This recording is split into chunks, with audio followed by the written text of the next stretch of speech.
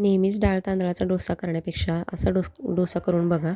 खूप छान आणि टेस्टी होतो आणि पौष्टिक पण. तर त्याच्यासाठी मी 1 वाटी हिरवे मूग भिजत घालायचे. त्याच्याबरोबरच पाववाटी मुगाची डाळ आणि पाववाटी तांदूळ. आता हे छान 2 ते 3 पाण्याने स्वच्छ धुवून घ्यायचे आणि रात्री हे भिजत घालायचे. जेणेकरून जे अख्खे मूग वगैरे आहे ते छान असे फुलून वरती येतील. आता त्याच्याबरोबर सकाळी आपण हे छान रात्री भिजवले होते ते छान रात्रभर भिजलेले आहेत. आणि त्याच्याबरोबर लसूण, अद्रक आणि हिरवी मिरची हे टाकून छान असं बॅटर म्हणजे एकदम बारीक असं बॅटर तयार करून घ्यायचं.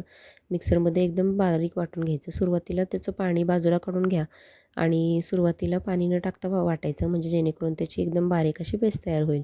तर वाटताना त्याच्यामध्ये चवीप्रमाणे मीठ टाकायचं आणि छान असं वाटून घ्यायचं आणि एकदा पाणी न टाकता वाटायचं आणि नंतर थोडंसं पाणी टाकून एकदम बारीक अशी पेस्ट डोस्याचं बॅटर जसं असतं तसं त्याचं बॅटर तयार करून घ्यायचं. मिक्सरच्या भांड्यात थोडंसं पाणी ओतून राहिलेलं बॅटर मिक्सरमध्ये राहिलेलं बॅटर ते पण त्याच्यामध्ये ओतून छान असं मिक्स करून घ्यायचं. आता इथं आपलं डोस्याचं बॅटर तयार झालेलं आहे. आता याच्यामध्ये तुम्ही बारीक चिरलेला कांदा, टोमॅटो, कोथिंबीर टाकून याचे उत्तप्पे पण करू शकतात. तेही खूप छान आणि टेस्टी होतात. तर इथं आपण छान असे पातळ असे डोसे तयार करून घेणार आहोत. मस्त कुरकुरीत होतात ते डोसे. तर नक्की नेहमीच डाळ तांदळाचे डोसे करण्यापेक्षा असे पौष्टिक असे हिरव्या मुगाचे डोसे करून बघा. खूप छान होतात. आता याच्यावरती बारीक चिरलेला कांदा, थोडीशी लाल मिरची पावडर छान अशी पसरून घ्यायची. मस्त असा क्रिस्पी होईपर्यंत एका बाजूने भाजून घ्यायचा.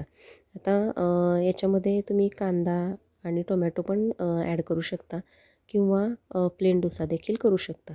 आता हा डोसा तुम्ही हिरव्या चटणीबरोबर किंवा जी नारळाची आपण नेहमी डोस्याबरोबर चटणी करतो त्याच्याबरोबर किंवा बटाट्याची भाजी करून त्याच्याबरोबर देखील खाऊ शकता.